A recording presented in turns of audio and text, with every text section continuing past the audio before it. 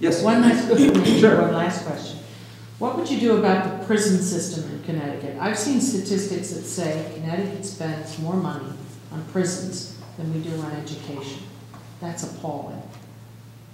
Yeah, well, we do spend a lot of money on education. I don't have the exact figure whether that's true, but it's darn close if it's not true. We took a one-size-fits-all solution to crime, and that is if we incarcerated more people for longer periods of time, that would solve our issue. What we then dismantled was drug treatment, alcohol treatment, mental illness treatment, making it much harder for people who have those difficulties in their life to turn themselves around. And then as a society, as America, we went from being a second chance society. I mean, that's what America was. I mean, for the white population that came to this country, they came here for a second chance.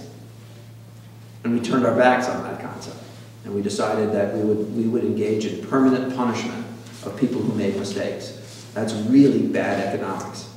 So I think we need some leadership. And by the way, I'm a former prosecutor.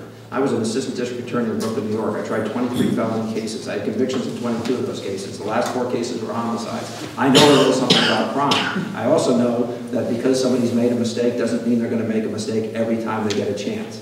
And we need a society that wants to work with them. So I don't have the exact numbers for you, but I will tell you that one-size-fits-all is not the be-all and end-all. And quite frankly, this is a governor who has pushed that one-size-fits-all concept. I'll give you an example. Bridgeport Rescue Mission has a year-long program for women and men they call it the New Life program. Mm-hmm. They go through, most of them have been incarcerated, they come through this program, they get training, they get whatever. And I'm on the board there, and we have less than a 20% success rate because after these people have been in that facility for 12 to 16 months, they come out and there's nothing for them. Would you support a program that would give some type of tax incentives to employers for hiring these people? Would you support that if they are, they've been trained and they've been skilled? Sure. It's easy for me to answer. That was part of a position I had adopted the last time when I ran for governor the first time. Absolutely. One of the things I actually just read my crime piece from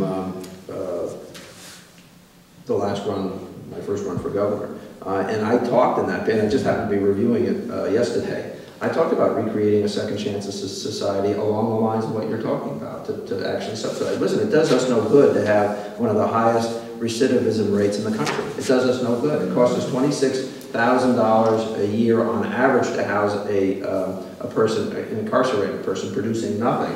Children cost us up as high as $500,000 a year to incarcerate.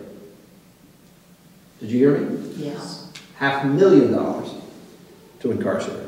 We need a broader spectrum of tools to use. One of the reasons that you have some of the difficulties you're having too is we're not getting people help when they're more easily helped because we dismantled that system in this state.